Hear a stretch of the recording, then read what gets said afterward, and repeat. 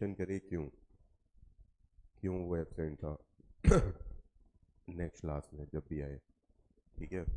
वरना क्या है, उसे यहाँ मुर्गा बनाया जाएगा बिना एप्लीकेशन के। कह देना ऐसा मैंने कहा है, और हर हालत में बनाऊंगा मैं अगर एप्लीकेशन नहीं आई। मतलब कोई रीज़न भी तो होना चाहिए, नहीं भाई?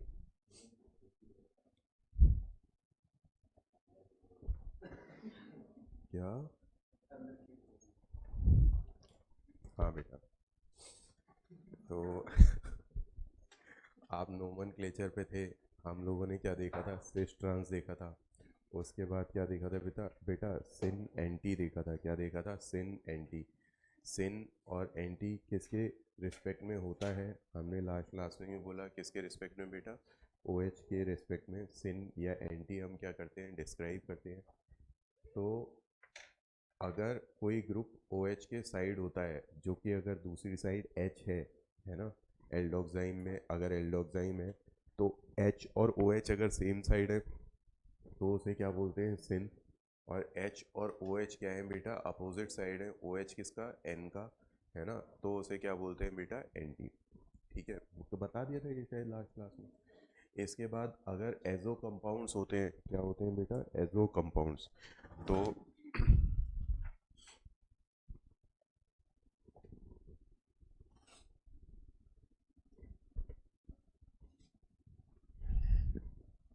हाँ बेटा, तो आप क्या कह रहे हो? मान लो सर ये क्या है, कोई एजो कंपाउंड है, एन डबल बॉन्ड एन, और इस पर क्या है? लोन पेयर है, और ये क्या है? सी एच थ्री है, ये लोन पेयर है, ये क्या है? एच। तो एजो कंपाउंड्स में लोन पेयर अगर सेम साइड होते हैं, ये किसके रिस्पेक्ट में होता है? लोन पेयर के रिस्पेक्ट में। लोन पेयर अगर दोनों सेम साइड है तो इसे क्या बोलेंगे? सिन। और अगर ये दोनों कहाँ पर है? अपोजिट साइड है, तो इसे क्या बोलते हैं बेटा? एंटी। क्या बोलते हैं? एंटी बोलते हैं। इस तरह से आ जाएगा। ये कौन सी फॉर्म हो गई? एंटी फॉर्म हो गई। समझ में आ रहा है बेटा?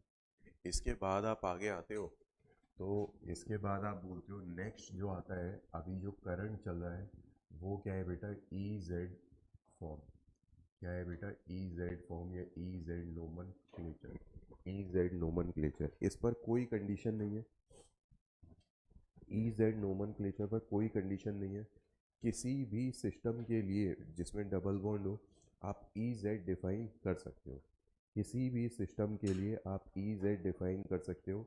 ई जेड का ई जेड का सिस ट्रांस या सिन एंटी से कोई लेना देना नहीं है। समझ में आ रहा है? तो आप बोलोगे there is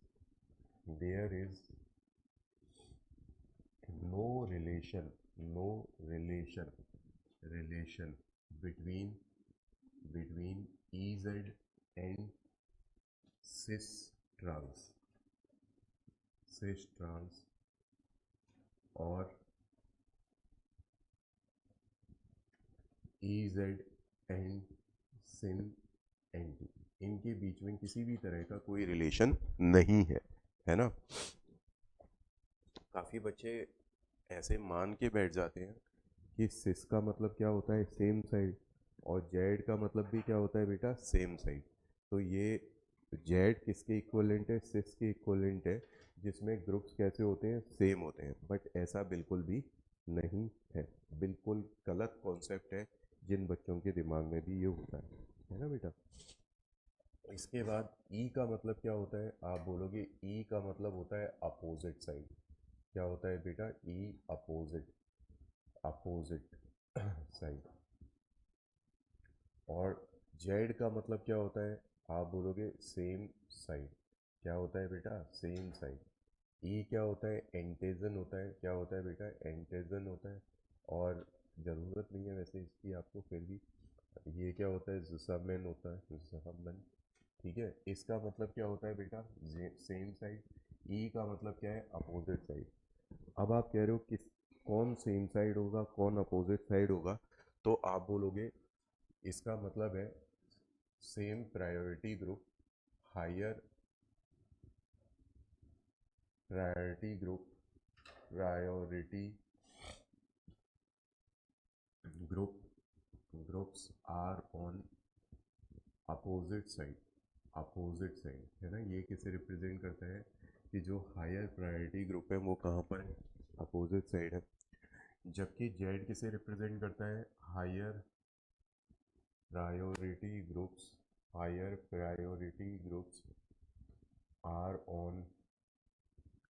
on same side. Higher priority group कहाँ पर है बेटा, सेम साइड प्रेजेंट है।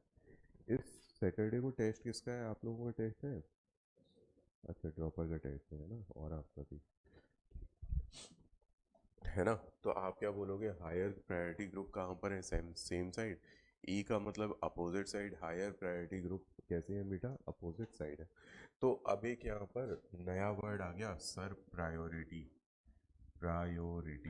क्या बोलोगे आप, प्रायोरिटी है ना। तो आप क्या कहते हो sir, first we have to determine the priority of group attached with carbon, है ना। कार्बन या नाइट्रोजन के साथ जो भी ग्रुप्स अटैच्ड हैं उनकी आपको क्या देखनी पड़ेगी, प्रायोरिटी देखनी पड़ेगी, है ना। तो सबसे पहला काम क्या है, आप बोलोगे डिटरमाइन प्रायोरिटी डिटरमाइन करनी है, प्रायोरिटी आपको क्या करनी है, डिटरमाइन करनी है। अब प्रायोरिटी डिटरमाइन करने के कुछ रूल आते हैं जिन्हें हम क्या कहते हैं, CIP रूल्स। क्या बोलते हैं बेटा, CIP रूल्स, है ना। और इसकी फुल फॉर्म क्या होती है, कान इन लॉग फ्री गोल्ड, कुछ ऐसी होती है। हाँ, इसकी यही होती है बेटा, कान, C फॉर कान, कान मतलब CAHN, है ना। H वो साइलेंट होता है, और फिर क्या होता है, इन लॉग फ्री गोल्ड। ये तीन साइंटिस्ट थे जिन्होंने ये रूल्स दिए थे। तो यहाँ पर क्या आ जाते हैं, CIP रूल्स आ जाते हैं। इस रूल में पहला रूल क्या कहता है, पहला रूल क्या कहता है कि सबसे पहले किसके लिए जाओ आप, ये कहता है एटॉमिक नंबर्स देखो ग्रुप्स के, क्या देखो, जो भी पहला एटम अटैच है, जो भी पहला एटम अटैच है उनके एटॉमिक नंबर को कंपेयर करो, उनके एटॉमिक नंबर को कंपेयर करो, जिसका एटॉमिक नंबर ज़्यादा होगा उसकी प्रायोरिटी ज़्यादा होगी। तो ये क्या कहता है, compare compare atomic number of atoms directly atoms of groups attached, directly attached.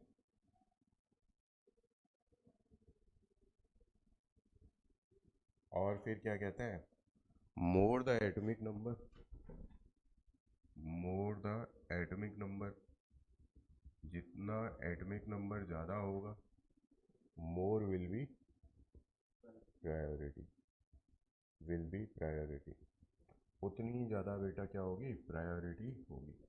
ठीक है। अब मैंने यहाँ पर एक और इन्होंने रूल दे दिया, atomic number of lone pair. हमारा एक ग्रुप तो लोन पेयर भी आता है ना बेटा, नाइट्रोजन आ सकता है। तो आप कहते हो atomic number of lone pair is assumed to be, क्या होता है बेटा, zero, assumed to be zero. तो अगर एक लोन पेयर आ जाता है तो उसकी प्रायोरिटी हमेशा कम होगी, क्योंकि जो दूसरा ग्रुप या एटम जो भी लगा होगा ऑब्वियसली उसका कुछ तो एटॉमिक नंबर रहा होगा, तो उसकी प्रायोरिटी बढ़ जाएगी। फॉर एग्जांपल, जैसे मैं कहता कि ये क्या बनाया हुआ है, ऐसे बनाया हुआ है, ये क्या है, Cl, ये क्या है, Br, ये क्या है, ये क्या हो गया, चलो वैसे ये भी आएगा आगे, है ना। जब हम RS निकालेंगे, RS में आपको चारों ग्रुप्स की प्रायोरिटी देखनी पड़ती है, और वहाँ पर भी आप क्या ही लगाते हो, CIP रूल्स ही लगाते हो। तो आप क्या बोलोगे, Cl, और ये क्या है सर, हमारा F हो गया, ये क्या हो गया, F हो गया। एक और एग्जांपल ले लिया, तो मैंने यहाँ क्या ले लिया, Cl, और ये क्या ले लिया, CH3, और ये क्या ले लिया, आप कह रहे हो C, ये क्या ले लिया, Cl, और ये क्या ले लिया, Br, ले सकते हो। अब आप बोलोगे करेंगे कैसे, ध्यान से देखना बेटा, आसान है। आप क्या बोलोगे कि सर मैं जानता हूँ ये दोनों एक दूसरे के आइसोमर नहीं है, है ना बेटा, अलग अलग कंपाउंड नहीं है। तो आप क्या बोलोगे कि सर जिस कार्बन के लिए हमें देखना है तो मैं पहले इस कार्बन पर जो दो ग्रुप अटैच्ड है उनकी प्रायोरिटी देख लूँगा, और इस कार्बन पर भी जो दो ग्रुप अटैच्ड है उनकी प्रायोरिटी देख लूँगा। अगर same priority group same side है तो वो क्या है, जेड फॉर्म, और अगर डिफरेंट साइड है तो वो क्या है बेटा, ई फॉर्म। ठीक है ना बेटा। तो आप बोलोगे सर सबसे पहले मैं किसे देखूंगा, सबसे पहला एटम जो इसके साथ बॉन्डेड होता है तो कार्बन है। यहाँ क्या है बेटा, क्लोरीन। कार्बन का एटॉमिक नंबर कितना है, 6। क्लोरीन का कितना है, 17। ऑब्वियसली क्लोरीन की प्रायोरिटी ज़्यादा है, तो इसकी प्रायोरिटी क्या हो गई, 1। इसकी प्रायोरिटी क्या हो गई, 2। इसकी प्रायोरिटी आप बोलोगे 2।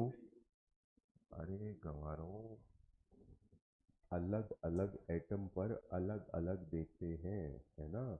ये दोनों अलग अलग एटम हो गए, ठीक है ना बेटा। इस पर दो ग्रुप अटैच्ड हैं, तो आप क्या बोलोगे, 1 और 2 नंबर दे देंगे, या हायर प्रायोरिटी लोअर प्रायोरिटी दे दो, जैसा भी आपका मन है। यहाँ भी 1 और 2 दे देंगे, ठीक है। तो आप क्या बोलोगे, 1 और 2। ऐसा आप कब करते हैं, जब हम आर और एस निकालते हैं तो वहाँ हम 1 2 3 4 देते हैं, तो एक हमें वो भी आदत पड़ी होती है। तो आप बोलोगे कि sir higher priority group, higher priority ऐसे बोल दो, हायर प्रायोरिटी ग्रुप, है ना, कैसे हैं, अपोजिट साइड है, तो ये कैसी फॉर्म है, ई फॉर्म। अब हमें ये भी लग रहा है कि सिस ट्रांस भी बता ही सकते थे इसका, तो कैसी फॉर्म है ये, ट्रांसफॉर्म है। कैसी है, ट्रांसफॉर्म। और तो आप बोलोगे अगर सिस ट्रांस के हिसाब से करते तो ये ट्रांस है, और वैसे ये क्या है, ई फॉर्म है, ई जेड। अब अगर मैं इसे देखूं तो आप बोलोगे हायर प्रायोरिटी किसकी है, इसकी है। हायर प्रायोरिटी यहाँ पर किसकी है, इसकी है। ठीक है बेटा, हायर प्रायोरिटी को लगा रहा हूँ मैं। तो ये कैसी फॉर्म है, आप बोलोगे जेड फॉर्म। और अभी भी ये कैसी है बेटा, आप बोलोगे अभी भी ये कैसा है, ट्रांस ही है ना।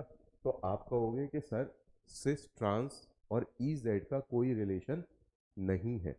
हो सकता है मॉलिक्यूल कैसा हो, वो डबल बॉन्ड के अबाउट क्या हो, ट्रांस हो, तो वो ई भी हो सकता है और जेड भी हो सकता है, डिपेंड करेगा कंपाउंड क्या है, कौन से ग्रुप अटैच है।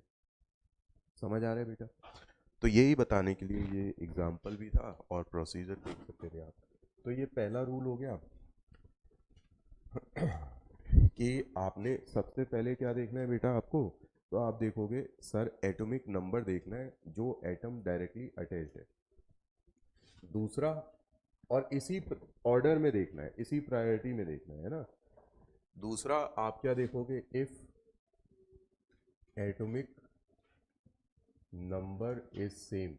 अगर एटॉमिक नंबर कैसा है, सेम है, then check for mass number. Check for mass number, तो आप किसे चेक करोगे, मास नंबर, है ना।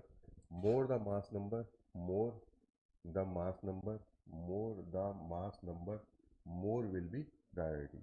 मोर विल बी प्रायोरिटी। इसके बाद आप क्या चेक करोगे, मास नंबर चेक करोगे। जितना ज़्यादा मास नंबर होगा उतनी ज़्यादा क्या होगी बेटा, प्रायोरिटी होगी। फॉर एग्जांपल मैंने यहाँ पर क्या ले लिया, ओ OH ले लिया, ये क्या ले लिया, 18O। ये क्या ले लिया, OH ले लिया, ये कितना है, कैसा है, कुछ नहीं लिखा, मतलब 16 है। डबल बॉन्ड इधर क्या ले लिया आपने, कहा CH3। इधर क्या ले लिया मैंने, NH2 ले लिया। क्या ले लिया, NH2 ले लिया। अब आप बोलोगे इन दोनों में से किसकी प्रायोरिटी ज़्यादा है, तो आप कहोगे कि सर इसमें क्या आ गया है, ऑक्सीजन, ऑक्सीजन। बट यहाँ पर आप देख रहे हो ये दोनों एक दूसरे के क्या है, आइसोटोप है, तो आप किस पर जाओगे, मास नंबर पर जाओगे, ठीक है। और इसकी प्रायोरिटी ज़्यादा हो गई, इन दोनों में किसकी प्रायोरिटी ज़्यादा है, इसकी प्रायोरिटी ज़्यादा है, सीधे एटॉमिक नंबर से ही जानते हो आप, कोई लफड़ा ही नहीं। तो आप क्या बोलोगे कि सर इस हिसाब से ये कैसी फॉर्म हो गई, ई फॉर्म। हायर प्रायोरिटी ग्रुप किस साइड है, अपोजिट साइड है, ई फॉर्म हो गई। अब जैसे मैंने आपसे कहा होता कि भाई ये बता दो, क्या कुछ तो बताएंगे हम, चिंता मत करो। 15, और ये कह दिया होता NCH3, और क्या कह दिया होता, C2H5, डबल बॉन्ड कार्बन, और क्या कह दिया, CH3 14, और इधर क्या ले आया मैं, NH2 13। ठीक है, मतलब मैंने अपनी तरफ से ऐसी चीज़ें बना दी हैं, हो सकता है ना भी बनती हो, कोई फ़र्क नहीं पड़ता, हमारे कॉन्सेप्ट क्लियर होने चाहिए। तो इसमें आप किसकी प्रायोरिटी ज़्यादा बोलोगे इन दोनों में, देखो ये कह रहा है नीचे वाले को। मैंने कहा कि हमने अभी, सुनो, हमने अभी किसको देखना स्टार्ट नहीं किया, अगले को तो देखना स्टार्ट ही नहीं किया। हम सिर्फ किसे देख रहे हैं बेटा, जो एटम डायरेक्टली अटैच है। तो हम आगे वाले तक तो अभी गए ही नहीं है ना। हमें यहाँ पर जरूर लगता है क्योंकि अगला वाला क्या आएगा रूल, कि अगले वाले को देख लो अगर ये सेम है, बट ये दोनों बिल्कुल सेम होने चाहिए। ये दोनों क्या है, आइसोटोप है। ये क्या है, N14 है, ये क्या है, N15 है। तो यहीं पर ही प्रायोरिटी वाला काम खत्म हो गया, हम आगे देख ही नहीं पाएंगे। तो प्रायोरिटी किसकी ज्यादा हो गई, इसकी ज्यादा हो गई। सोचना नहीं है हमें फालतू का। ठीक है, अब मैं देख रहा हूँ यहाँ पर ये नाइट्रोजन है, ये कार्बन है, भले ही इसका मास नंबर कितना है 13 है, इसका कितना है 14 है, हमें फर्क ही नहीं पड़ता। क्योंकि पहले तो हमें क्या देखना है बेटा, एटॉमिक नंबर। और वो एटॉमिक नंबर किसका ज़्यादा है नाइट्रोजन का ज़्यादा है। समझ में आ रहा है बेटा। तो कौन सी फॉर्म हो जाएगी, ई फॉर्म हो जाएगी।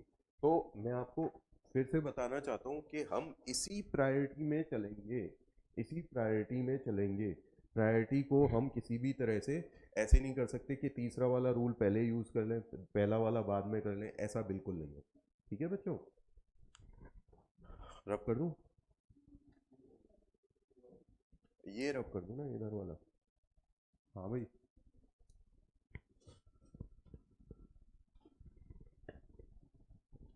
एक तो चक्कर ये है कि बिंदु बीच बीच में गायब हो जाती है, और अगर बच्चा लगातार क्लास करे तो भी समझ में इतनी आसानी से आना इतना आसान नहीं है। नहीं बच्चों, आसान है ना। और उसके बाद बच्चे गायब हो जाए तो बिल्कुल ही खत्म हो जाते हैं हाँ।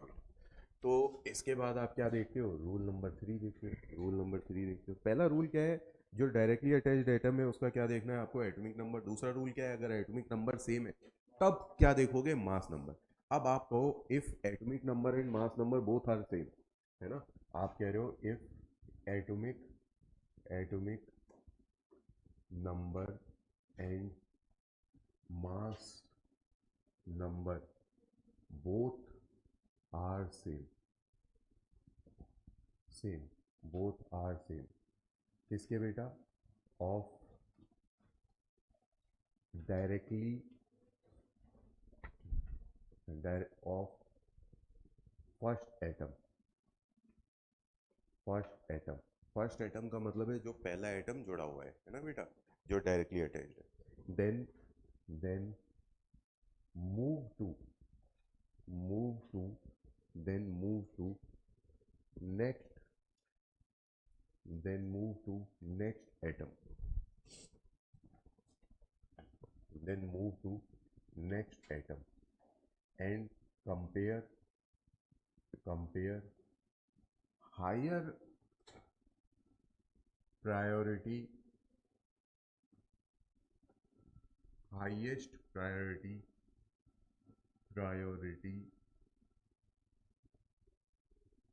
atom with other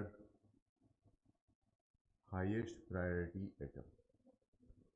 ये आपको थोड़ा कम समझ में आ रहा होगा अभी, डू नॉट वरी, एटम, है ना। मैंने क्या कहा कि इसके बाद अगले एटम पर चले जाओ। अगले एटम पर मान लो बेटा मैं इस पर गया, देख लो इस पर गया नाइट्रोजन पर, यहाँ भी ये मैंने ऐसे कर दिया होता ये नाइट्रोजन, तो मैं यहाँ पर जाता तो इसका अगला आइटम क्या है, एच एच है। इसका अगला आइटम क्या है, कार्बन, इधर भी कार्बन है। तो अब मैं इन दोनों में से प्रायोरिटी देखूंगा किसकी ज़्यादा है, जिसकी ज़्यादा होगी उसे इसमें से जिसकी ज़्यादा प्रायोरिटी होगी उसके साथ कंपेयर करूंगा। अगर डिफरेंस आ रहा है तो ज़्यादा, जिसकी भी प्रायोरिटी ज़्यादा होगी उसी की प्रायोरिटी यहाँ पर ज़्यादा हो जाएगी। ठीक है, अगर डिफरेंस नहीं आ रहा तो इन दोनों में से जिसकी प्रायोरिटी कम उसके बाद वाली होगी उसे देखूंगा। ऐसे चलोगे, एग्जाम्पल से बेटर समझ में आएगा। आप बोलते हो कि sir C double bond C, ठीक है बेटा, इधर आपने क्या ले लिया, NCH3, क्या ले लिया, NCH3, और दूसरा क्या ले लिया, ऐसे ले लो चलो इधर क्या ले लिया, कुछ तो लेते हैं, नहीं ऐसा करते हैं,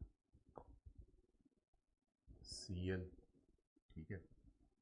इधर क्या ले लिया आपने, F और क्या ले लिया NH2, ऐसे ही आपने ले लिया, दो तो सकते हैं, ज़्यादा पड़ता है ना बेटा। और इधर क्या ले लिया, आप कहते हो कि सर CH3, और इधर क्या ले लिया CH2CH3, ऐसे। अब मैं प्रायोरिटी देखना चाहता हूँ। तो आपने कहा कि सर यहाँ पर जब मैं पहले एटम को देखता हूँ तो ये कैसा है, बस सर बिल्कुल सेम है, नाइट्रोजन है।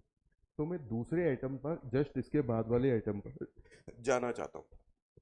इस नाइट्रोजन के लिए वो एटम क्या है, एक नाइट्रोजन है और दूसरा क्या है बेटा, फ्लोरीन। तो आप क्या कह रहे हो, ये ए हो गया हमारे लिए, ये क्या हो गया बी। इनमें से देखना चाहते हैं, ये क्या हो गया B1 हो गया, ये क्या हो गया, ऐसे ले लो B2 हो गया।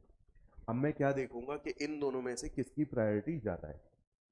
तो आप बोलोगे किसकी ज़्यादा है, फ्लोरीन की ज़्यादा है। मैं इसे नहीं देखूंगा, है ना।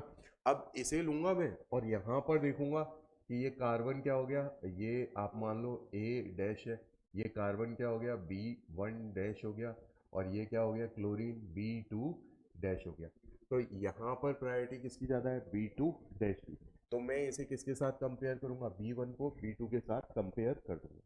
हाईएस्ट प्रायोरिटी इसका, हाईएस्ट प्रायोरिटी उसका, है ना। अगर कोई डिफरेंस आ रहा है तो मेरी प्रायोरिटी वहीं डिसाइड हो गई। यहाँ पर डिफरेंस आ रहा है, ये क्लोरीन है, ये क्या है फ्लोरीन, किसकी ज़्यादा है, इसकी ज़्यादा है। तो ये क्या हो गया हमारा हायर प्रायोरिटी ग्रुप 1, ये क्या हो गया लोअर प्रायोरिटी ग्रुप 2।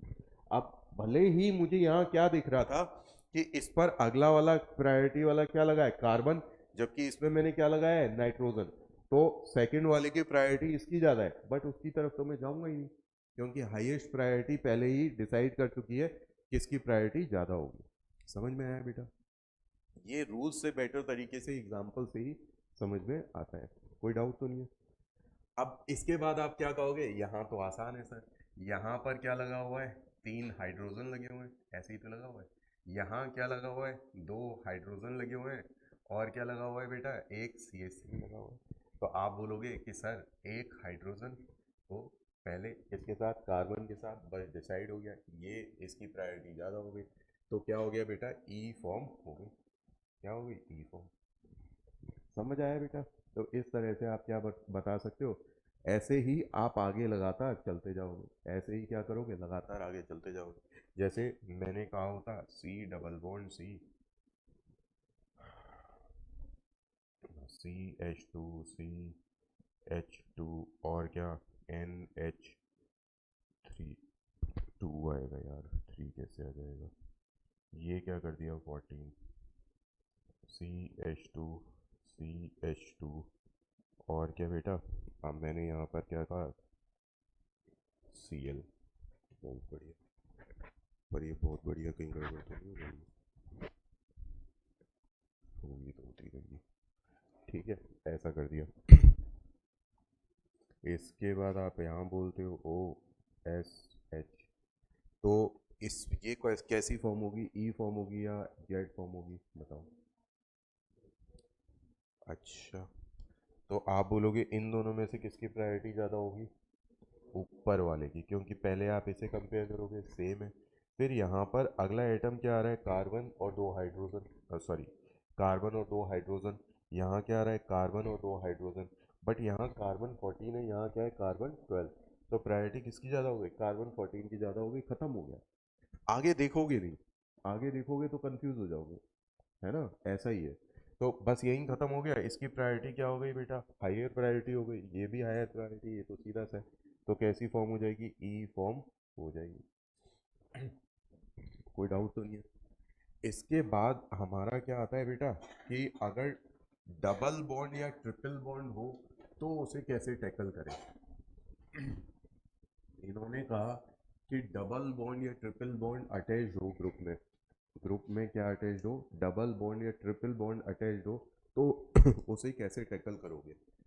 तो अगला रूल में इन्होंने क्या बताया, इफ डबल बॉन्ड और triple bond is attached in substituents, तो उसे कैसे टैकल करोगे, है ना। मतलब जो ये ग्रुप्स लगे हुए इनमें डबल बॉन्ड या ट्रिपल बॉन्ड है, तो इन्होंने कहा कि ऐसे लगा होगा मान लो ये ऐसे CH2 लगा हुआ है, सही है, ऐसे एक ग्रुप है।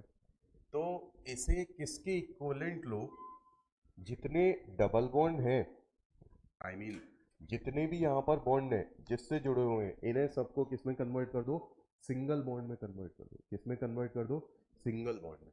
तो इन्होंने क्या कहा, CH ऐसे ले लो, डबल बॉन्ड था, ये कार्बन कर दो, ये कार्बन कर दो। और फिर यहाँ पर भी क्या था, डबल बॉन्ड, तो इसे भी एक कार्बन से जोड़ दो, इसे भी किससे जोड़ दो, एक और कार्बन से जोड़ दो। तो ये क्या हो जाएगा, CH2, ये क्या हो जाएगा, CH2 जैसा लिखा हुआ था, और एक कार्बन से जोड़ दो। तो आप जो अब कंपेयर करोगे, आप जो कंपेयर करोगे वो इसे कंपेयर नहीं करोगे, आप किसे कंपेयर करोगे, इसे कंपेयर करोगे। डबल बॉन्ड का मतलब क्या है बेटा, दो कार्बन है वहां पर। डबल बॉन्ड का ये मतलब नहीं है कि एक ही कार्बन है। कैसे, कब इस तरह से चेंज कर दोगे, जैसे आप कहते हैं कि सर ऐसे हो जाता तो CH ट्रिपल बॉन्ड होता, तो आप कहते हैं सर इसे भी कर देंगे, क्या प्रॉब्लम है, ऐसे क्या करो, ट्रिपल बॉन्ड है, तीन कार्बन लगा दो, क्या करो, तीन कार्बन, ये मैंने एक एक सिंगल बॉन्ड में कन्वर्ट कर दिया। अब इनकी भी वैलेंसी पूरी कर दी है। ये क्या है बेटा, CH, ये भी क्या बना रहा था, ट्रिपल बॉन्ड बना रहा था, तो इसे दो कार्बन से ऐसे और जोड़ दोगे, तो ये किसके इक्विवेलेंट है, आप बोलोगे ये वाला इसके इक्विवेलेंट है। ये दोनों क्या है, इक्विवेलेंट है। और आप जब कंपेयर करोगे तो किसे कंपेयर करोगे, इसे कंपेयर करोगे, अगर ये प्रेजेंट होगा। जैसे आपके पास क्या प्रेजेंट होता, आप कहते C triple bond N present होता, क्या प्रेजेंट होता, C triple bond N present होता, तो आप क्या कहते, ये क्या कहता, C N N, और क्या कह देता ये N, सही है। अब क्या कहता है यहाँ पे, C C C C C C, ये इसके इक्वलेंट।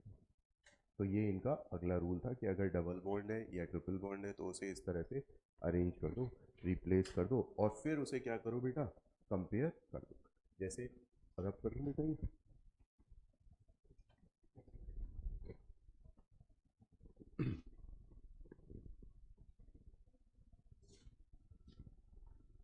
जैसे मैंने क्या ले लिया,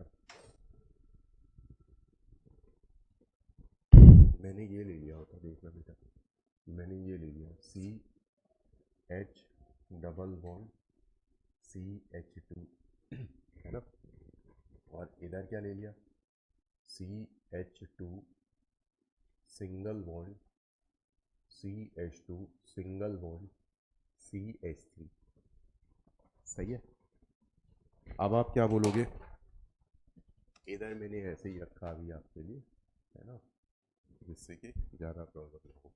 अब आपको इसे कंपेयर करना है बेटा, तो आप क्या बोलोगे, किसकी प्रायोरिटी ज़्यादा है, तो आपको प्रॉब्लम हो रही है, तो आप क्या कहोगे कि सर इसे ना रिप्लेस कर दो, डबल बॉन्ड को रिप्लेस कर दो। कैसे रिप्लेस करो, ऐसे रिप्लेस कर दो, ये तो Cl हो गया, ये Br हो गया, कैसे रिप्लेस करोगे, आप बोलोगे CH, और डबल बॉन्ड है तो दो कार्बन से जुड़ा हुआ है ना, और कौन से, इसी से दो CH2 से जुड़ा हुआ है, डबल बॉन्ड का मतलब ये है, और इसे फिर एक कार्बन के साथ जोड़ दो, इसे भी एक कार्बन के साथ जोड़ दो, भाई ये भी दो कार्बन से जुड़ा हुआ था, ये भी दो कार्बन से जुड़ा हुआ था, तो इस तरह से आ गया, बोलो। तो ये जो डबल बॉन्ड था इसे रिप्रेजेंट कर रहा था। अब ये वाला जो क्या है बेटा, कंपाउंड ग्रुप है, वो ऐसा है। अब आप कंपेयर करोगे तो क्या दिखेगा आपको, ये कार्बन सेम हो गया, इस पर जो तीन ग्रुप अटैच्ड है वो एक कार्बन, दो कार्बन, एक हाइड्रोजन, इस पर क्या है, एक कार्बन, दो हाइड्रोजन, किसकी प्रायोरिटी ज़्यादा है, इसकी प्रायोरिटी ज़्यादा है। जबकि वहाँ देखने से कैसा लग रहा था, किसकी प्रायोरिटी ज़्यादा है, इसकी ज़्यादा है ना बेटा, क्या बताऊँ,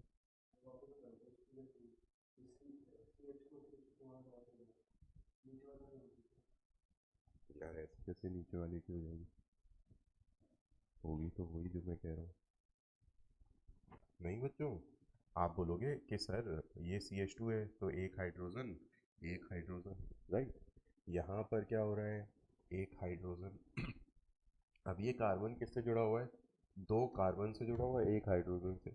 ये कार्बन बेटा किससे जुड़ा हुआ है, एक कार्बन दो हाइड्रोजन, एक कार्बन को न्यूट्रलाइज करेगा, फिर कंपैरिजन में कौन आ जाएगा, हाइड्रोजन, और दूसरा इसका कार्बन, कौन ऑब्वियसली प्रायर है ना बेटा। जबकि यहाँ देखोगे तो आपको लगेगा कि प्रायोरिटी किसकी ज़्यादा है इसकी ज़्यादा है। तो आपको डबल बॉन्ड को, अगर डबल बॉन्ड कहीं भी अकाउंट में आ रहा है तो उसे कन्वर्ट करना पड़ेगा, तभी आप बता सकते हो। अब इसमें भी बढ़िया केस का बनता है, मतलब ये बेटा पूछे जाने के चांस बहुत कम होते हैं, बट फिर भी ऐसा भी नहीं है कि नहीं पूछ सकता। अगर स्पेसिफिकली इसी चीज़ को पूछे इतना सही कि ये बताओ ये डबल बॉन्ड लगा दे, यही एग्जांपल दे दे, तो ऐसा पूछ सकता है, बहुत ज़्यादा घुमा के नहीं पूछेगा। आईआईटी वालों का कोई लिमिट नहीं है, आईआईटी वाले कुछ भी कर सकते हैं, कितना भी घुमा के पूछ सकते हैं, भयंकर टाइम होता है ना। होना भी चाहिए, टाइम है बेचारों के पास। चलो, अब इसमें भी मैं इसे और अच्छा क्वेश्चन कैसे बनाता, मैं कहता कि ये सी एच डबल बॉन्ड क्या है बेटा, सी एच टू है ना, और इधर क्या है सर, ऐसा है सी एच, ये क्या है सी एच टू है, और ये क्या है सर, ये भी सी एच टू है, और ये क्या है सी एच थ्री है, और ये क्या है सर, कुछ गड़बड़ नहीं कर दी मैंने, सी एच, ठीक है, ये क्या है सी एच थ्री है, ऐसे कर देता हूँ,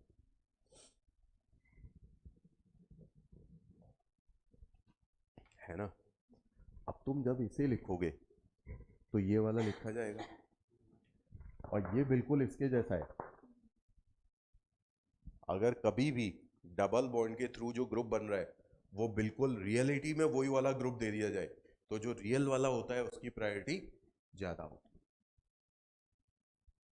समझ में आ रहा है बेटा। तो अगर कभी भी डबल बॉन्ड के थ्रू जो ट्रांसफॉर्म होके आपको मॉलिक्यूल दिखेगा, अगर वैसा ही ग्रुप रियलिटी में दे दिया जाए और उनके बीच में प्रायोरिटी कंपेयर की जाए, तो प्रायोरिटी किसकी ज्यादा होगी, रियल वाले की ज्यादा होगी। समझ में आ रहा है। तो आप बोलोगे ये क्या हो जाएगा, ज़्यादा हो जाएगा। ये कैसा होगा बेटा, ट्रांसफॉर्मेशनल होगा। कैसा होगा, ट्रांसफॉर्मेशनल। तो आपने इसे क्या किया, ट्रांसफॉर्म किया, ये कैसा है, रियल। ये क्या है, ट्रांसफॉर्म किया है आपने रूल्स के थ्रू, तो इसकी प्रायोरिटी सेकंड हो जाएगी। समझ आया बेटा। इससे ज़्यादा यहाँ पर कुछ भी नहीं है, बहुत ही आराम से आप बाकी सब कुछ कर सकते हो। मतलब इस फोर्थ पॉइंट में इसका मतलब ये नहीं है सीआईपी रूल खत्म हो गए, है ना, सीआईपी रूल अभी और भी है। अब देखो इसके बाद फिफ्थ सीआईपी रूल जो हमें सिखाता है, वो सिखाता है रिंग के साथ कैसे टैकल करना है। किसके साथ कैसे टैकल करना है, रिंग के साथ कैसे टैकल करना है। पहले इतना लिख लो, रिंग के साथ टैकल करना सिखाता है। ये एक्चुअली आरएस में भी आपके बहुत काम आएगा बेटा, है ना। और एक बार अगर आपको सारे रूल याद हो जाएंगे तो आसान है, मतलब ये मैं बना रहा हूँ, समझा रहा हूँ, और इसलिए आपको अजीब सा लग रहा है। अगर आप खुद बनाओगे ना 5-6 मॉलिक्यूल, तो आप कहोगे, देखते ही बता दोगे, बनाने की भी ज़रूरत नहीं है कि इसकी प्रायोरिटी ज़्यादा होगी, इसकी कम होगी। आप कर दूँ बच्चों।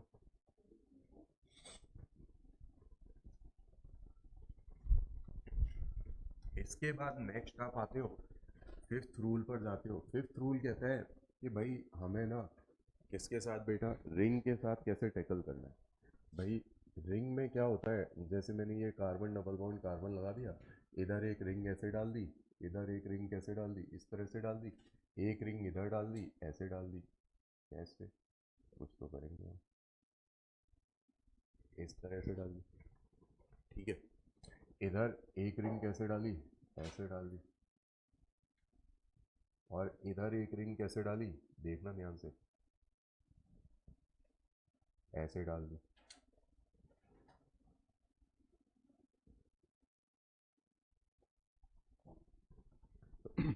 ठीक है। तो आप चाहते हो इन दोनों रिंग को क्या करना चाहते हो, कंपेयर करना चाहते हो। आपका तरीका क्या होता है, आप बोलते हो कि सर ये जो कार्बन है, ये कार्बन डबल बॉन्ड कार्बन, इस पर ये जो जुड़ा हुआ है कार्बन, ये इधर भी जुड़ा हुआ है, इधर भी एक कार्बन से जुड़ा हुआ है, तो हम इसे रिंग को तोड़ देते हैं, और क्या करते हैं, रिंग पर जब मैं इसके लिए जाता हूँ तो ऐसे ही घूम जाता हूँ। तो जब मैं ऐसे घूमूंगा, कैसे, ऐसे घूमूंगा इस तरह से, तो पहले क्या आएगा बेटा, आप बोलोगे, हाँ, कार्बन आए, हम किस कार्बन पर आ गए, इस कार्बन पर आ गए, ठीक है। पहले क्या आएगा, ऑक्सीजन आएगा, फिर क्या आएगा, एक कार्बन आएगा, फिर यहीं पर मैं वापस आ जाता हूँ एग्जैक्टली उस कार्बन को भी मैं इंक्लूड करता हूँ। एक ग्रुप ये हो गया। दूसरा ग्रुप इसका क्या है, तो आप बोलोगे दूसरा ग्रुप इसका है, ऐसे घूमोगे, दूसरा कैसे घूमोगे, ऐसे घूमोगे। तो इस बार क्या आएगा, कार्बन, और फिर क्या आएगा बेटा, ऑक्सीजन, और फिर क्या आ जाएगा, आप बोलोगे कार्बन, ऐसे घूमोगे। तो ये जो रिंग कंपाउंड है ये एक्चुअली इसमें चेंज हो जाएगा, और फिर जो कंपेयर करोगे वो किसके साथ करोगे, इसके साथ कंपैरिजन करोगे। तो जैसे इसे जब बनाओगे तो ये भी ऐसे ही बन जाएगा, आप बोलोगे क्या आ जाएगा, पहले ऐसे घूम रहे हैं, तो क्या आएगा बेटा, ऑक्सीजन, फिर क्या आ जाएगा, कार्बन, फिर क्या आ जाएगा, कार्बन, फिर कार्बन, फिर कार्बन, और इधर क्या आ जाएगा, आप बोलोगे sir carbon, carbon, carbon, oxygen, carbon, ऐसे आ जाएगा। अब हमें देखने में तो क्या लग रहा है, किसकी प्रायोरिटी ज़्यादा है सर, किसकी प्रायोरिटी ज़्यादा लग रही थी, इसकी प्रायोरिटी ज़्यादा लग रही थी, बट इसकी प्रायोरिटी ज़्यादा नहीं है। तो अब रूल्स के हिसाब से करो, यहाँ तक सेम है, फिर क्या आ रहा है, ऑक्सीजन आ रहा है, सेम है, इधर क्या आ रहा है, कार्बन आ रहा है, सेम है, ठीक है। अब आप अगले पे जाते हो तो इधर दोनों क्या है, कार्बन, इधर एक ऑक्सीजन आ गया, किसकी प्रायोरिटी ज़्यादा होगी। समझ में आया रिंग को कैसे डील करेंगे, है ना, ये रिंग को डील करने का तरीका है। दोबारा से देखना कैसे डील करेंगे, इस कार्बन पर आ गए भाई, इस कार्बन की बात कर रहे हैं, इस कार्बन पर आ गए, ऐसे घूम गए, तो क्या हो जाएगा, कार्बन, फिर क्या आ जाएगा, ऑक्सीजन, फिर क्या आ जाएगा, कार्बन, फिर कार्बन। और दूसरा वाला भी सेम है, मैंने सिमेट्रिकल दिए हैं, तो क्या आ जाएगा, आप बोलोगे इस तरह से, ये भी ऑक्सीजन, कार्बन, कार्बन, ऐसे ही आ जाएगा, ऐसा ही आ रहा है। इधर क्या हो जाएगा, आप बोलोगे अरे यार यहीं दिखा दो, ऐसे, कार्बन, ऑक्सीजन, कार्बन, कार्बन, ठीक है। इधर क्या हो जाएगा, कार्बन, फिर एक दो, एक दो, और फिर क्या, ऑक्सीजन, फिर क्या बेटा, कार्बन, कार्बन, कार्बन, इधर क्या हो जाएगा, carbon, carbon, oxygen, carbon, carbon, और कार्बन। आप कंपेयर करोगे तो क्या मिलेगा, हाँ,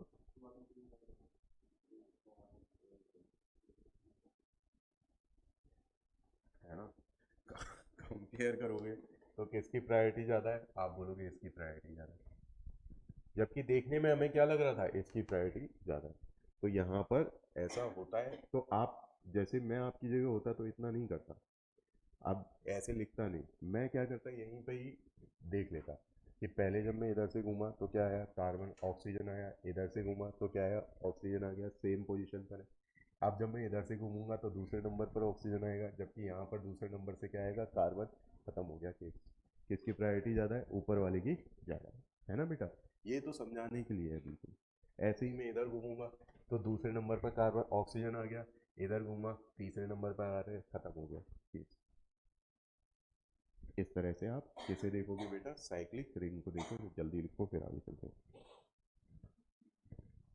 तो यही रूल्स होते हैं ईजेड रूल्स, इससे ज़्यादा ईजेड में कुछ भी नहीं है, मोर मोर देन इनफ है।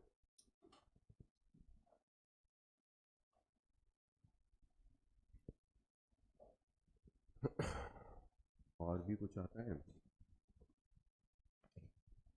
एक और आता है वैसे, आर, हाँ, क्या,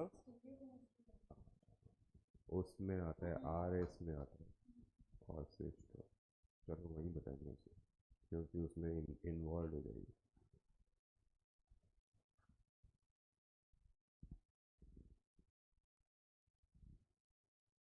हो गया।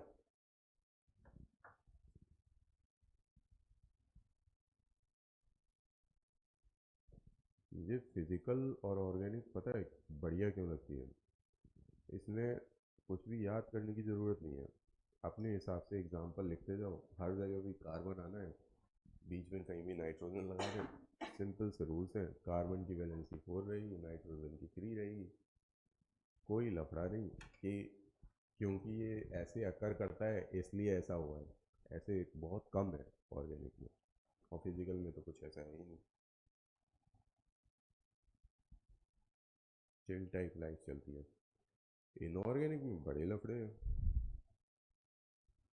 ऐसे कि वो H2 और H2O2, जैसे अगर हमें ना पता हो तो हम क्या करेंगे, डाइपोल मूवमेंट देखना है तो हम किसका डाइपोल मूवमेंट ज़्यादा रखेंगे बेटा, पक्का हम, मैं तो किसका रखता, H2O का डाइपोल मूवमेंट ज़्यादा रखता, मैं कहता ट्रांस पोजीशन में रहे होंगे, ऐसा सोचता मैं। फिर देखता फिर देखता तो पता लगता नहीं ये तो सिस पोजीशन में होते हैं, तो वो चीज़ें एग्जिस्ट नहीं करती। वैसे ज़्यादा किसका होता है रियलिटी में, H2O2 का ज़्यादा होता है, क्योंकि वो सिस पोजीशन में होता है, सेम साइड होते हैं, तो वो ऐड हो जाता है। हो गया बच्चों?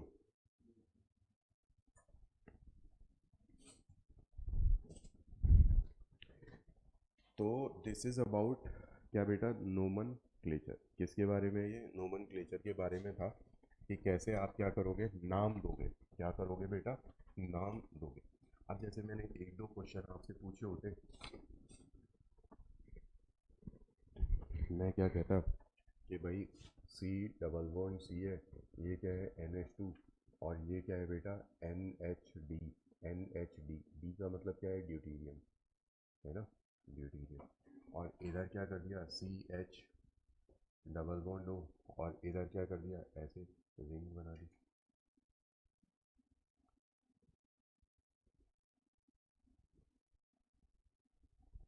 ई या जेड, क्या ई तो आप क्या बोलोगे कि सर यहाँ तो प्रायोरिटी इसकी ज़्यादा हो जाएगी, कुछ सोचना नहीं है, यहाँ प्रायोरिटी किसकी ज़्यादा होगी, तो आप बोलोगे ये कार्बन दो ऑक्सीजन से जुड़ा हुआ है, ये कार्बन दो ऑक्सीजन से जुड़ा हुआ है, ये कार्बन एक ऑक्सीजन से जुड़ा है, एक कार्बन से जुड़ा है ना, ऐसे देखेंगे, बनाएंगे बनाएंगे नहीं, बहुत दिमाग खराब होता है उसमें। तो आप क्या बोलोगे कि सर प्रायोरिटी किसकी ज़्यादा होगी, इसकी होगी, ई फॉर्म होगी। वो तो क्या है बेटा, बस समझने के लिए, इस तरह से आप ई या जेड फॉर्म किसी भी कंपाउंड की बना सकते हो, कैसा भी दिया जाए घुमा फिरा के, इतने रूल्स आपको आते हैं। चलें बच्चों आगे, इसके बाद आ जाता है बेटा नंबर ऑफ ज्योमेट्रिकल आइसोमर्स। क्या आ जाता है, number of geometrical isomers.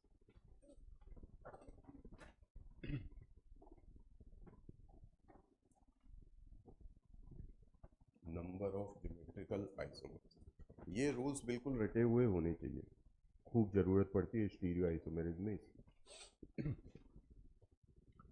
Number of जीआईज, number of जीआईज में सबसे पहली चीज़ कि ये जो फॉर्मूले हैं ये सिर्फ किसके लिए काम करते हैं, ओपन चेन के लिए काम करते हैं, किसके लिए काम करते हैं, ओपन चेन के लिए काम करते हैं। जैसे ही साइक्लिक आएगी तो आपके पास कोई ऑप्शन नहीं है, आपको बनाकर देखना पड़ेगा, कोई फॉर्मूला वहाँ पर काम नहीं करता। मेडिकल में साइक्लिक बस 3 ही कार्बन की पूछेगा, इससे ज़्यादा की वो जनरली पूछने के चांसेस बहुत रेयर है। आईआईटी में वो कितनी की भी पूछ सकता है, कोई लिमिट नहीं है ना बेटा। तो और मेडिकल में पूछेगा, इसके भी चांस बहुत कम है, वो रिंग वाले, है ना। ये सारे लफड़े के कहाँ से स्टार्ट होते हैं, आईआईटी वालों से स्टार्ट होते हैं, और वो भी कहाँ पे बेटा, एडवांस वाले स्टार्ट करते हैं। और एक बार तो उन्होंने मैथ्स में ना परम्यूटेशन कॉम्बिनेशन का क्वेश्चन था, और बड़ा सा क्वेश्चन था, कोई मेथड नहीं लगना था उसमें, कोई मेथड, सिर्फ आपको क्या करना था, सोच के, परम्यूटेशन कॉम्बिनेशन में परम्यूटेशन का क्वेश्चन था, सोच के आपको वो नंबर्स लिखने थे, ये भी हो सकता है, ये हो सकता है, ये हो सकता है, ये हो सकता है, ये हो सकता है, ऐसे 7 या 8 नंबर आ रहे थे, ये हो सकते हैं, इसके अलावा कोई और नहीं हो सकता, उन कंडीशंस को लगाकर, कोई फॉर्मूला नहीं, कुछ नहीं, आप बिना नंबर लिखे उसे बिल्कुल जैसे देसी तरीका होता है उसके अलावा कर ही नहीं सकते हो क्वेश्चन को। कहाँ का क्वेश्चन था, एडवांस का, तो वो कुछ भी करवा देते हैं। जनरली बच्चे को क्या लगता है, कोई फार्मूला होना चाहिए, जबकि वो कहते हैं बेटा बेसिक आना चाहिए साथ में फार्मूले भी। ऐसे ऐसे मत सोचना कि वो नहीं आना चाहिए, जो लोग ये कहते हैं कि वो नहीं आना चाहिए वो गड़बड़ है। अच्छा देखो, नंबर ऑफ जीआईज मैंने पहले ही बोला कि साइक्लिक के केस में बेटा एप्लीकेबल ये फॉर्मूले नहीं है। किस केस में? असाइक्लिक के फॉर्म में के केस में एप्लीकेबल है। उसमें भी पहला केस क्या आता है? If compound is asymmetrical. कैसा हो बेटा? असिमेट्रिकल। असिमेट्रिकल हो। असिमेट्रिकल का मतलब क्या है कि ओपन चेन अगर कंपाउंड होगा, ओपन चेन कंपाउंड होगा, तो उसके दो एंड रहे होंगे। क्या रहे होंगे बेटा? दो एंड रहे होंगे, है ना। एक ये एंड रहा होगा, है ना। ये क्या होगा? एक वन एंड ये रहा होगा और एक एंड ये रहा होगा, सेकेंड एंड, है ना बेटा। दो एंड रहे होंगे। अब जब आप इस एंड से चलो और इस एंड से चलो, तो आपको बिल्कुल सेम ग्रुप, सेम बॉन्ड, सारी चीजें कैसी मिलती हैं? अगर सिमिलर मिलती हैं। और आप एक कोने कॉर्नर किसके सिमिलर? यहाँ से चलो तो बिल्कुल इसके सिमिलर मिलनी चाहिए, यहाँ से चलो तो बिल्कुल उसके सिमिलर मिलनी चाहिए। तो उस कंपाउंड को क्या कहते हैं? हम सिमेट्रिकल कहते हैं। अदरवाइज वो कैसा होता है? असिमेट्रिकल होता है। जैसे यहाँ पर आप बोलोगे कि सर यहाँ से हम चले, यहाँ क्या है? सिंगल बॉन्ड है। यहाँ क्या है? डबल बॉन्ड है। कैसा हो गया? असिमेट्रिकल हो गया। कैसा हो गया बेटा? असिमेट्रिकल हो गया।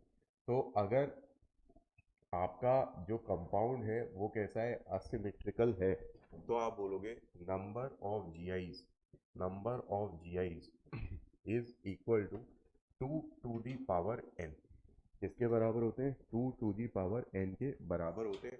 Where n is number of geometrical isomer generating centres. Geometrical isomer generating centres, है ना। ज्योमेट्रिकल आइसोमर जनरेटिंग सेंटर्स का मतलब क्या है कि सर कितने ऐसे डबल बॉन्ड हैं जिन पर क्या हो रही है? ज्योमेट्रिकल आइसोमेरिज्म अकर कर सकती है। या आप बोलते हो कार्बन कार्बन डबल बॉन्ड हो सकता है, नाइट्रोजन नाइट्रोजन हो सकता है, कार्बन नाइट्रोजन हो सकता है, या फिर आप बोलो रिंग हो सकती है ना, रिंग वाला सिस्टम।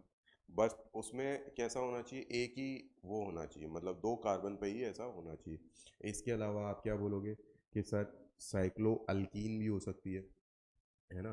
क्यूमुलीन हो सकता है। क्या हो सकता है? क्यूमुलीन हो सकता है। और क्या हो सकता है बेटा? स्पाइरो हो सकता है, बाइफेनाइल हो सकता है, कोई भी सिस्टम हो सकता है। फॉर एग्जांपल, जैसे मैं आपसे पूछता कि मैंने एक ऐसा कंपाउंड बना दिया,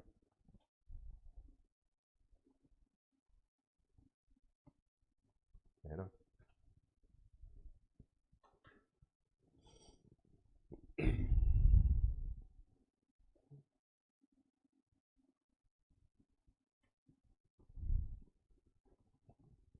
तो मुझे बताओ कि कितने ज्योमेट्रिकल आइसोमर होंगे इसके?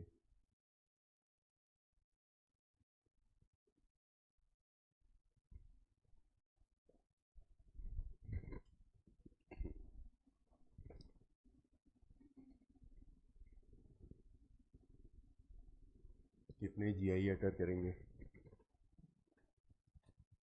दो जीआई अकर करेंगे। कैसे?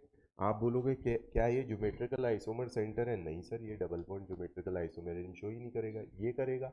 आप बोलोगे बिल्कुल, ये कार्बन पर एक एच यहाँ लगा है, एक ग्रुप इधर है, ये करेगा। यस सर, तो ये जीआई शो कर सकता है। क्या ये करेगा? ये कौन सा सिस्टम हो गया? आप बोलोगे क्यूमुलिन सिस्टम हो गया। बट आप जानते हो इवन क्यूमुलिन कभी भी ज्योमेट्रिकल आइसोमेरिज्म शो करती ही नहीं है। कौन करता है बेटा? ऑड क्यूमुलिन कर सकती है ना। तो बस एक ही क्या था? ज्योमेट्रिकल आइसोमर जनरेटिंग सेंटर था। तो एन की वैल्यू क्या है? 1। तो इसका मतलब 2 की पावर n बराबर 2। सिंपल। कोई डाउट? अब जैसे आपने और कहा,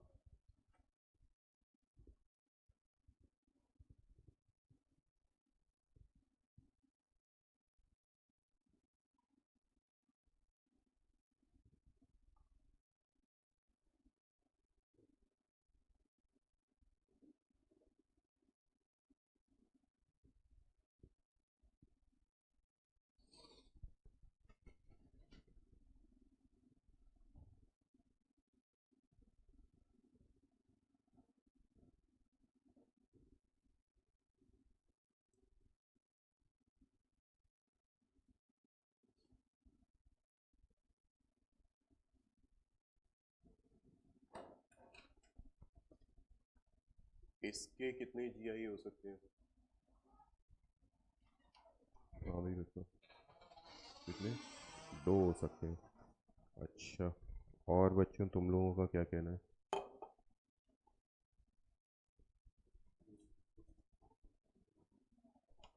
गलत है बेटा तुम। हम्म, तुम मॉलिक्यूल देख कर नहीं बता पा रहे हो, है ना?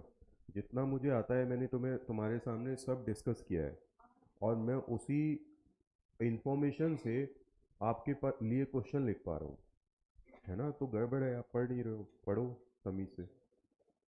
तो आप क्या बोलोगे कि सर इधर से हम आए, है ना? यहाँ पर ये साइक्लिक सिस्टम दिखा हमें, ऑब्वियसली ये क्या जीआई शो करेगा?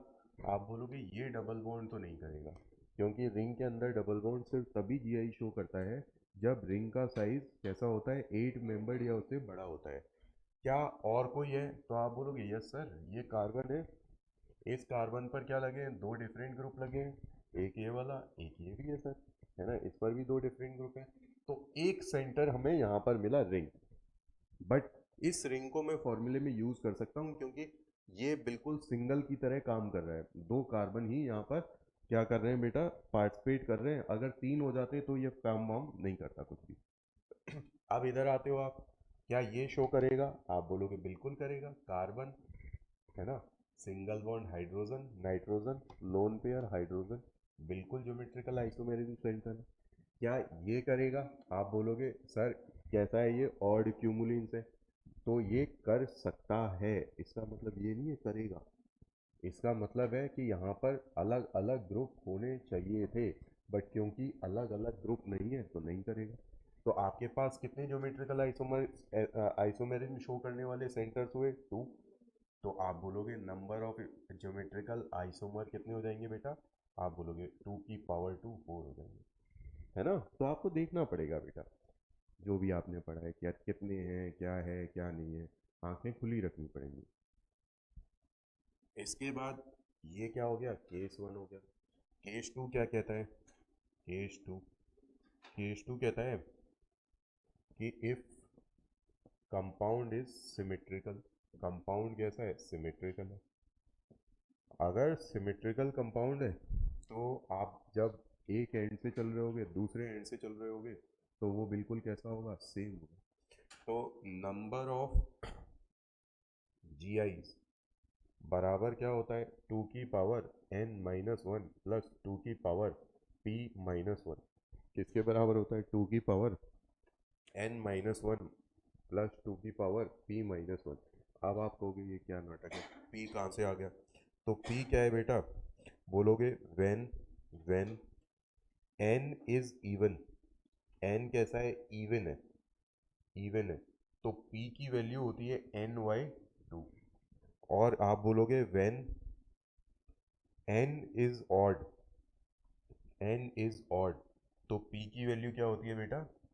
n+1 डिवाइडेड बाय, इस तरह से आपकी p की वैल्यू आ जाएगी। और n क्या है बेटा? Number of geometrical isomerism generating centre. मैंने आपको बिल्कुल वहाँ पे जो लैंग्वेज भी लिखी है वो भी बिल्कुल कैसी लिखी है, गंवारों वाली, है ना?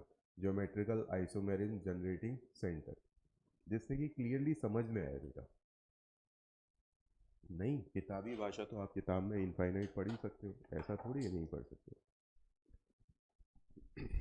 तो अब कर दूं बेटा ये, आप जैसे मैंने आपसे कहा होता।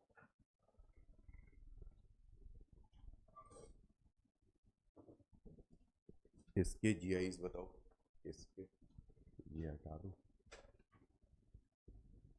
इसके जीआईज बताओ कितने हो जाएंगे? 3 हो जाएंगे? 2 हो जाएंगे? कैसा है ये? सिमेट्रिकल है। कैसा है? सिमेट्रिकल है। एन की वैल्यू क्या है? 1 है। अगर फॉर्मूले से देखना चाहते हो, वैसे तो देखते ही बता दोगे 2 ही होंगे सर, है ना? एक सिस और एक ट्रांस, है ना? फॉर्मूले से देखना चाहते हो, एन बराबर 1। एन कैसा, 1 कैसा हो गया? ऑड हो गया। कैसा हो गया? ऑड हो गया। तो पी की वैल्यू क्या आ गई? आप बोलोगे 1+1 डिवाइडेड बाई 2, 1 आ गई। तो नंबर ऑफ जी आईज कितने हो जाएंगे? आप बोलोगे सर टू की power n minus one plus two की पावर p माइनस वन, तो टू की power n minus one minus one plus two की पावर वन माइनस वन, तो कितना हो गया, टू की power zero, one plus one कितने आ गए, टू आ गए। समझ में आ रहा है बेटा? तो इस तरह से आप कर सकते हो। जैसे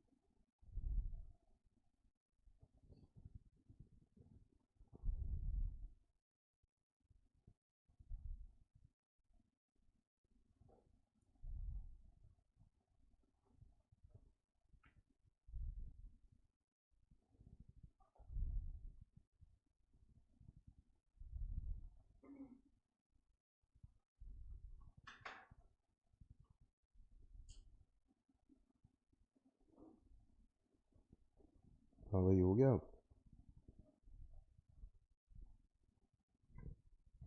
कैसा है ये, पहले ये बताओ, सिमेट्रिकल है असिमेट्रिकल है? यहीं पे ही खेला हुआ है। प्रॉब्लम क्या आ रही है आपके साथ कि आपको लग रहा है कि यहाँ पे कितने एंड हैं, तीन एंड हैं। अब अगर तीन एंड ऐसे आ रहे हैं तो आप कैसे देखोगे, किस एंड से चलोगे, तो आप उसमें मेन कार्बन चेन देखो। क्या देखोगे, मेन कार्बन चेन, है ना? वो आपके दो एंड्स डिसाइड करेगी। अगर उस हिसाब से देखोगे तो ये कैसा है, सिमेट्रिकल है।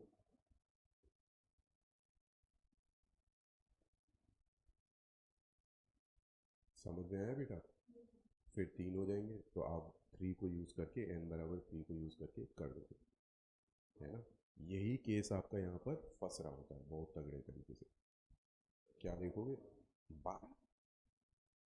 टू की पावर थ्री अगर मैं मैक्सिमम भी लेता तो भी कितना आता बेटा, सोच के देखो। सिक्स आ रहे हैं, इसका कहना है सिक्स आ रहे हैं, तो कितने हो जाएंगे, कितने हो गए, three plus one, two, six ही आ रहे हैं बेटा। Four, four two minus two, हाँ सिक्स आ रहे हैं। तो बारह कैसे हो गए थे भाई? नहीं, वो तो पक्का है, तुमने गलती करी है। हो गया बच्चों? तो this is how we can calculate, this is how we can calculate क्या बेटा, नंबर ऑफ जीआईज, है ना? इसके से आप नंबर ऑफ जीआईज कैलकुलेट कर सकते हो। तो आपकी ज्योमेट्रिकल आइसोमेरिज्म क्या हो चुकी है, फिनिश हो चुकी है। इसके बाद आप क्वेश्चन करो, कोई भी क्वेश्चन किसी भी लेवल का, इंपॉर्टेंट चीज़ किसी भी लेवल का इस इंफॉर्मेशन से सॉल्व हो जाएगा, whether it is IIT JEE advance और क्या बेटा, नीट और मेंस, सारे क्वेश्चन सॉल्व हो जाएंगे।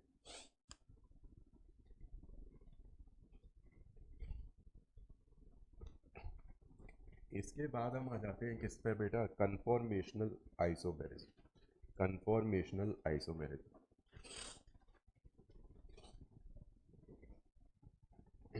अच्छा जीआईज क्या है, एक दूसरे में कन्वर्ट नहीं होते। जीआई एक दूसरे में, हाँ डाउट में पूछेगा बेटा, है ना?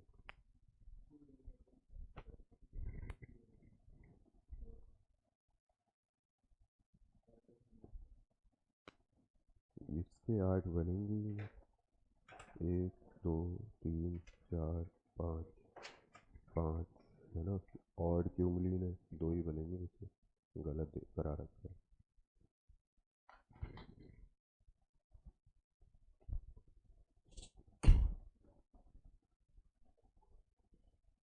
कैसे पता है? तुमने जो वो कंपाउंड ही गलत बना रखा है। आपने कार्बन डबल बॉन्ड कार्बन दिखा रखा है बेटा, है ना, और बीच में हाइड्रोजन लगा रखा है, तो पेंटावेलेंट कार्बन हो गया आपका। देखो, है ना। तो वो क्यूमुलिन सिस्टम अगर आप डबल बॉन्ड लगाओगे तो आपको हाइड्रोजन हटाना पड़ेगा, ठीक है। तो वो आइसोमेरिज्म वो इंडिविजुअल वाले शो ही नहीं करेंगे।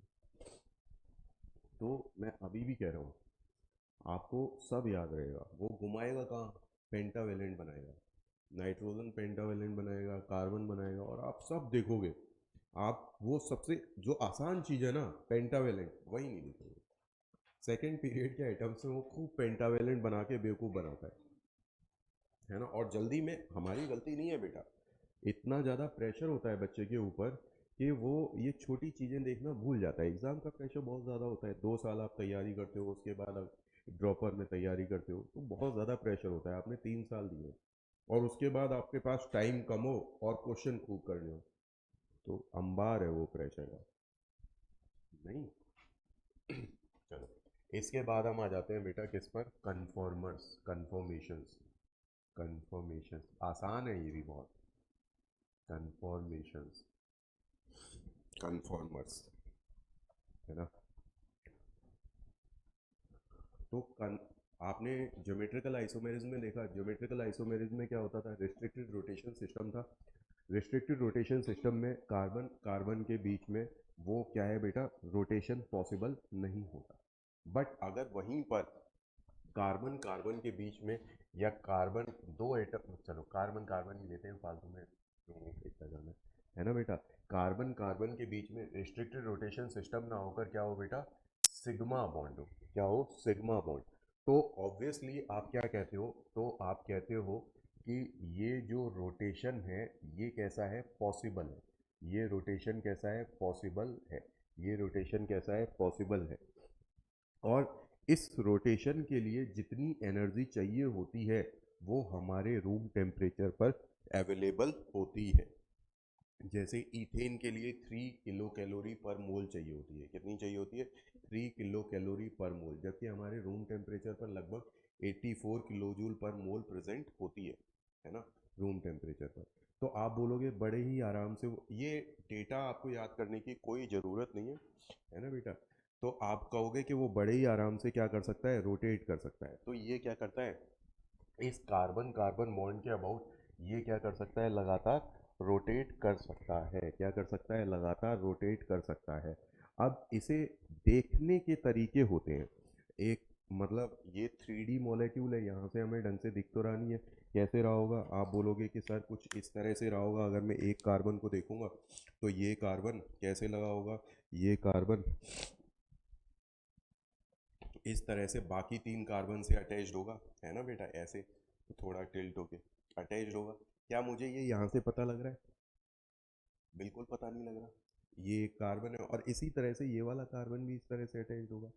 अब मैं इसे दो तरह से देख सकता था कि एक तो क्या करूं, मैं इसे साइड से देख लूं जैसा आपको अभी दिख रहा है, जैसा आपको अभी दिख रहा है ना। एक मैं क्या करूं, ऐसे सामने आऊं, ऐसे दिखा दूं आपको, है ना, ऐसे दिखा दूं। तो जब मैं सामने से देखता हूं तो मुझे क्या दिखेगा? ये कार्बन दिखेगा। ये वाला कार्बन, पीछे वाला कार्बन नहीं दिखेगा, है ना। ये पीछे वाला कार्बन नहीं दिखेगा। तो आप बोलते हो जब हम सर फ्रंट से देखते हैं, बिल्कुल किससे देखते हैं?